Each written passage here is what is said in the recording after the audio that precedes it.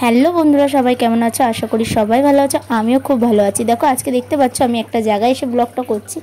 Start করেছি হলো আমি একটা ভাইজির একটা বার্থডেতে এসেছিলাম। সেই বার্থডেতে কী করছি সেটা তোমাদেরকে শেয়ার করবো। তো চলো বেশি বকবক করবো না, ভিডিওটা পুরোপুরি দেখতে থাকো, আশা করি তোমাদের খুব ভালো লাগবে।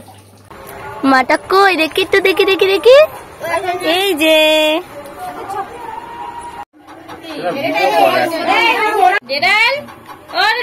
এই যে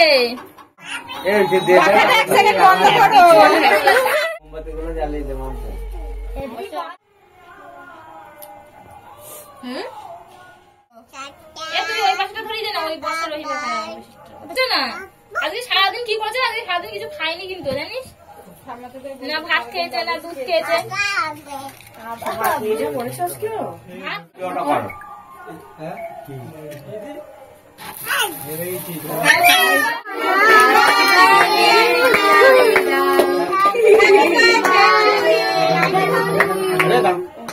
এবার